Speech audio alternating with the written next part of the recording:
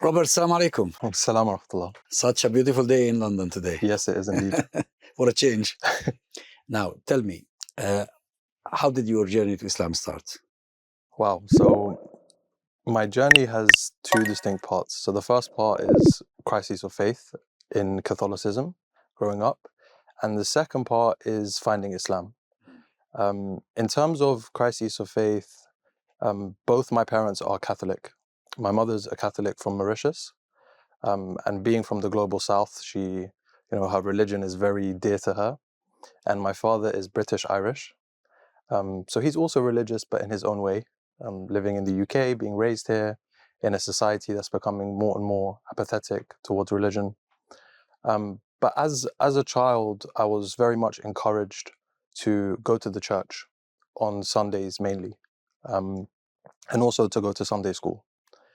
Now, when I reached my adolescence, I started to feel almost kind of the onset of anxiety and depression due to things happening at home. And in that space, I wanted a more, I would say, intimate relationship with faith. You needed an escape. I needed an escape. And at the time, I was going to church once a week. When you go to church, it's very much like formalities, so to speak. You listen to the priest for an hour, you engage in some kind of singing and reading of the Bible, and then you leave. And the faith I felt at the time didn't allow me to fully articulate a relationship with God in a very pronounced time of need.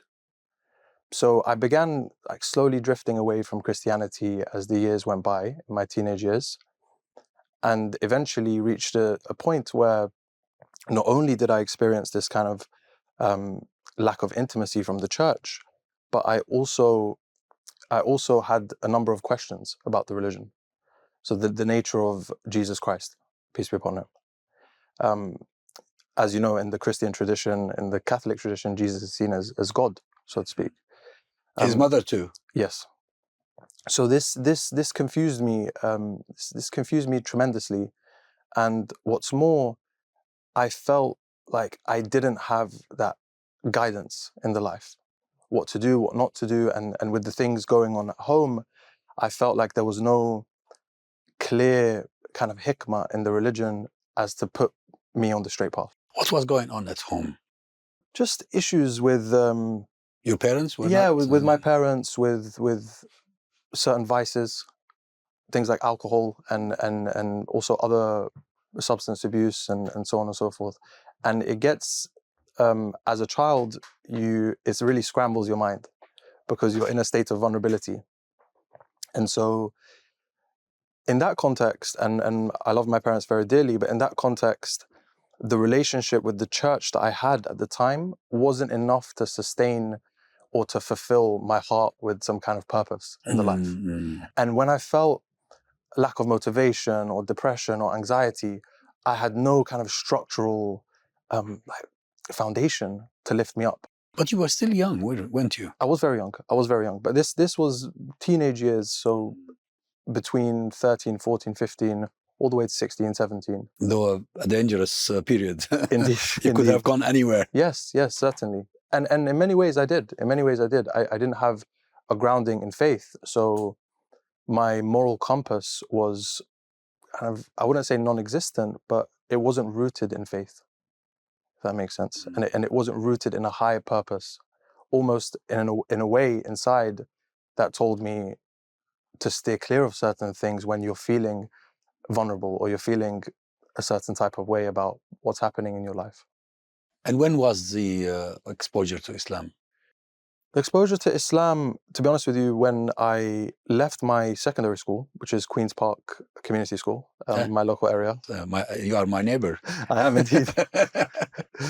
So I left my secondary school, went to college, studied politics at college. And at this time, the Syrian conflict was in the news, and I studied on Edgware Road. So as it happens, I made the early years of the Arab Spring. Yes, the early years of the Arab Spring. And as it happens, I made a lot of friends from the region while at college. And they became incredibly close friends very quickly. And they also gave me an exposure to Islam through the friendship circle that we had that I had never seen before. I'd never seen really, I never knew anything about Islam. The main kind of exposure I had to Islam was going to my local mosque in Queen's Park as part of a school trip. And then once I have this circle of friends, I start to slowly become interested in the religion that they are practicing collectively. And especially because I was the odd one out. So things like on Friday, Salat al-Jummah, I would go to drink coffee or stay away from the mosque while they're all praying. Yes, while they're all praying. So I had this kind of natural inquisitiveness developing, and that was kind of in combination with the study that I was doing on the Arab Spring and the centrality of Islamic movements within the Arab Spring. So from the hat of a politics student, I wanted to learn more about the religion that's become like suddenly gone to public news and on TV and BBC.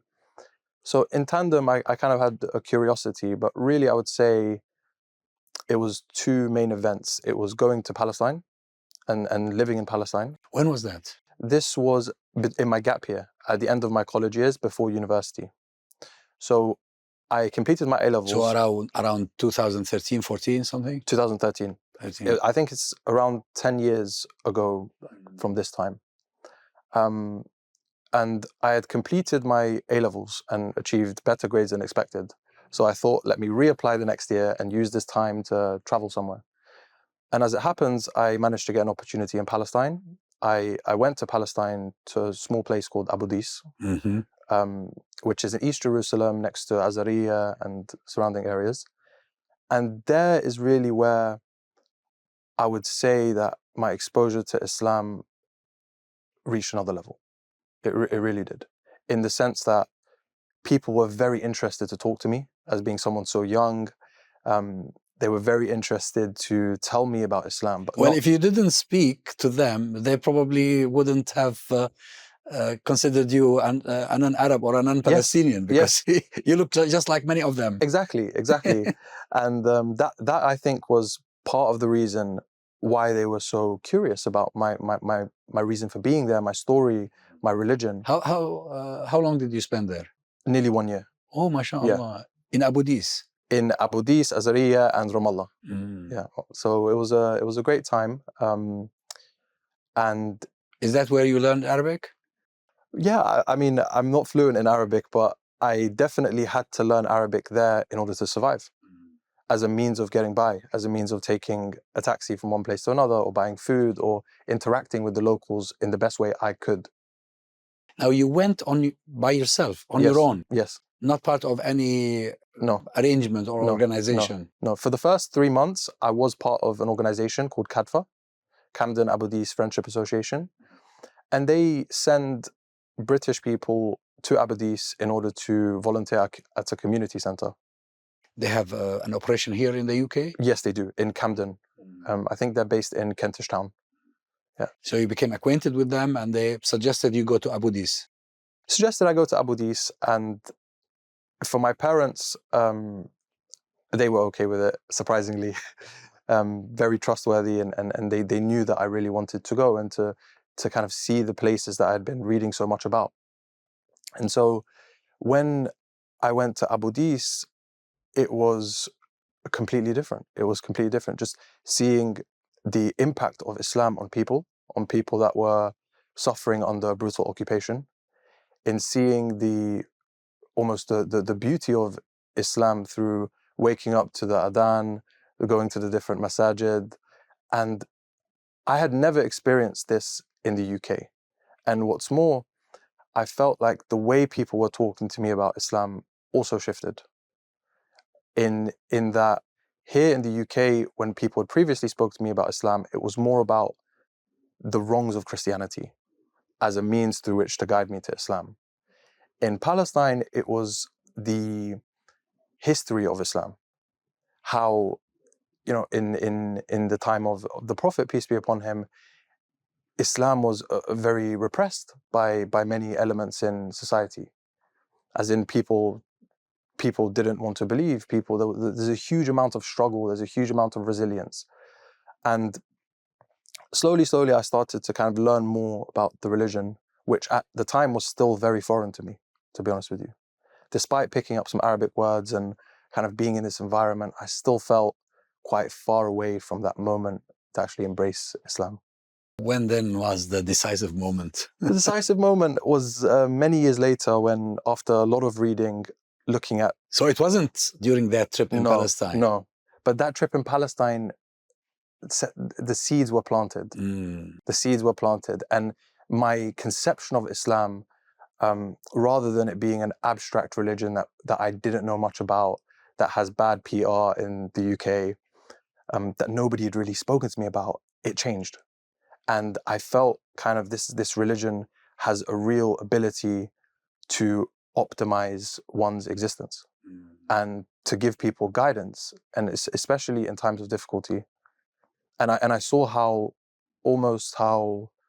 all-encompassing the religion was, how it affected different parts of social life and private life. Whereas Christianity for me at the time was a very kind of laissez-faire concept, where I would go to church, and I did go to church and just leave and forget about it. So not a way of life as compared to Islam. Yes. Yes. So you say after a number of years, so you came back to the UK? Came back to the UK. And I came back. Went to university? Went to university, studied international relations, which is also politics-based.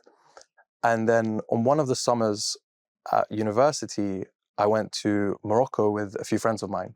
We had some friends living in Morocco, and we visited them. And we went in Ramadan, in the month of Ramadan. And for fear of being the odd one out, and the only one probably in the city not fasting, I decided to fast a month with my friends. While still not a Muslim? While still not a Muslim. I mean, there were 5 of us other than myself, and I felt compelled to fast, just whether as an act of solidarity, whether as an act of being open to the religion. So I fasted the month.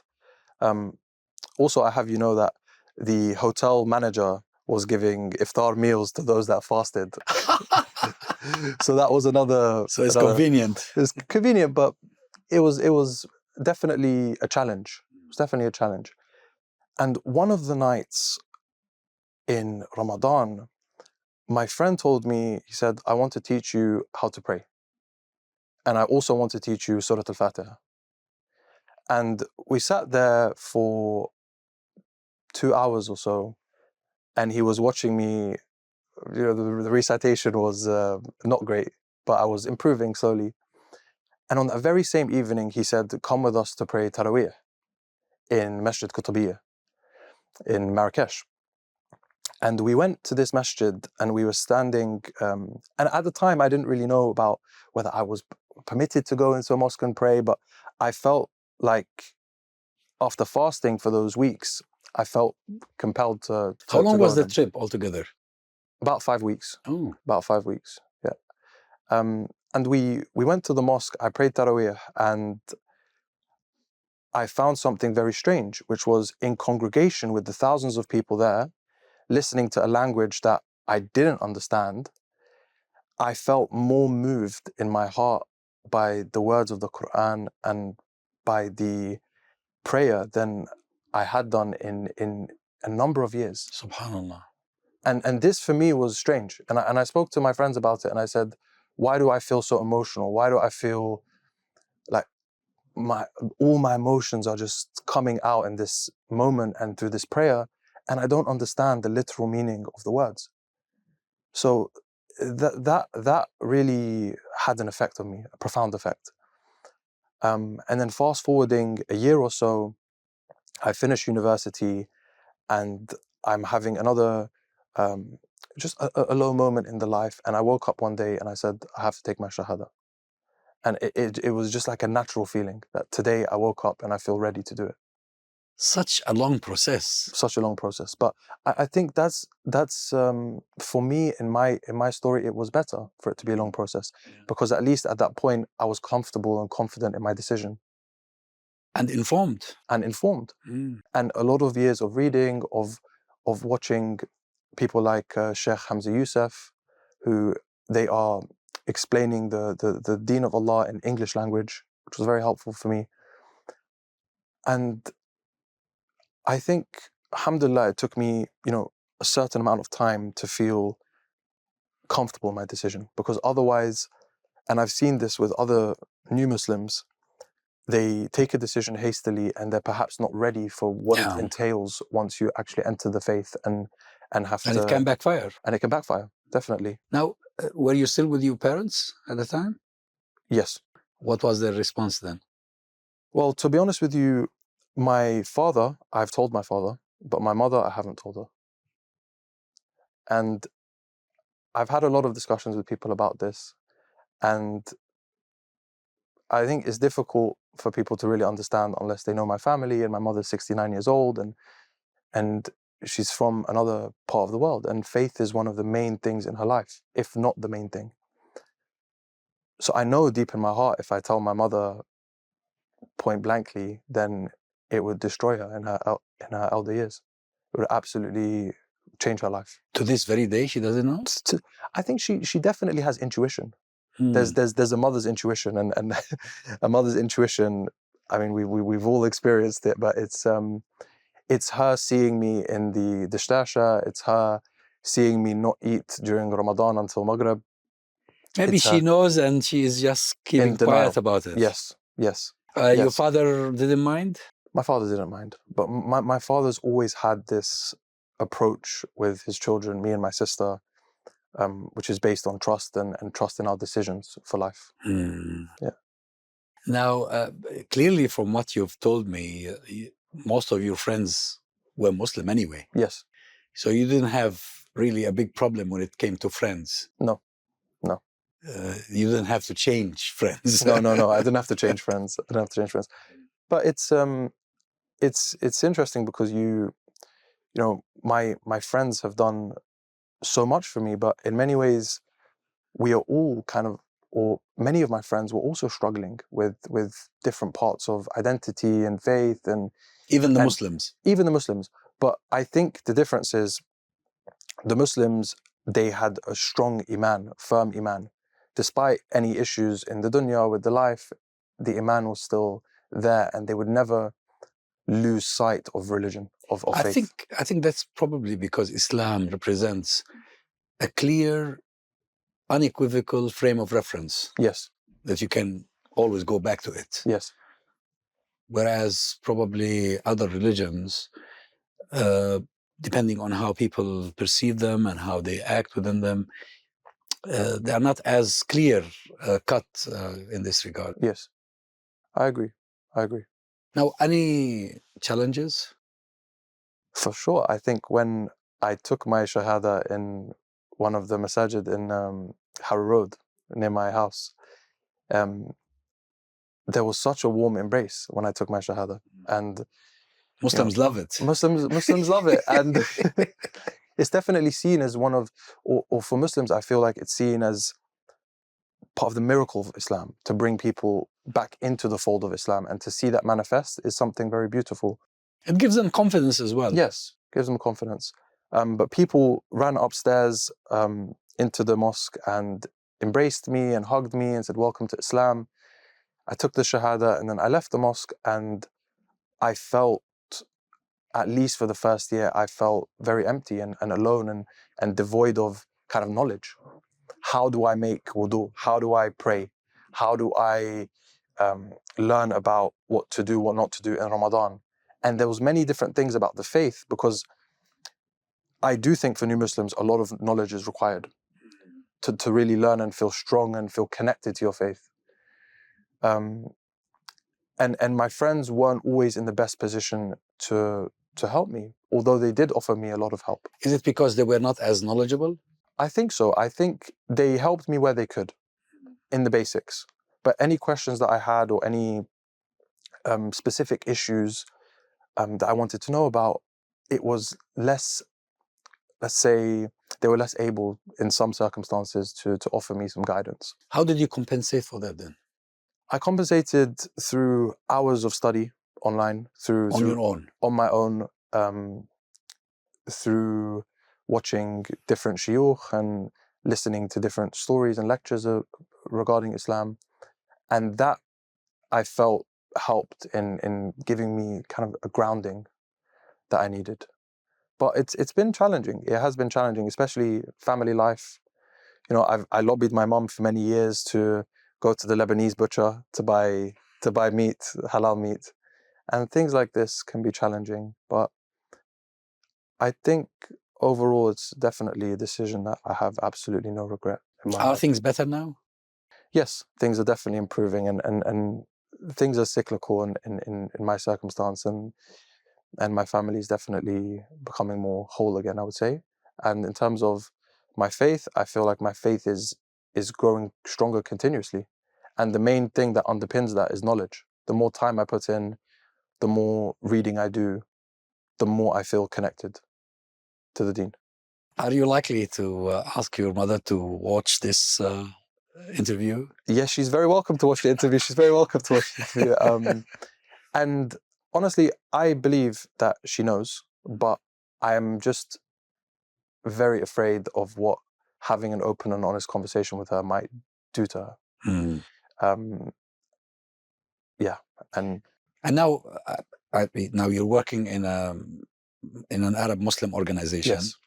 yes, So you are really fully integrated into the Muslim community. yes, and that's helped tremendously. Having a friendship circle that is Muslim, having work colleagues that are also in the faith, it gives you a community. It gives you a social environment that you can fall back on or that you can learn from.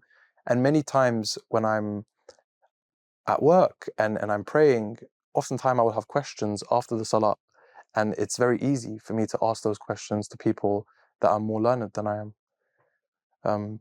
So yeah, I think it's helpful. I think it is helpful. When I first graduated, I was working in recruitment, and I felt that particular environment was perhaps not conducive to expressions of faith. Mm. Very fast-paced, maybe this idea that a social event has to be going to the pub on a Friday night, otherwise you're not part of the circle, or just people that don't understand your religion or your background, and so on and so forth. But now you are much more comfortable. Yes, alhamdulillah.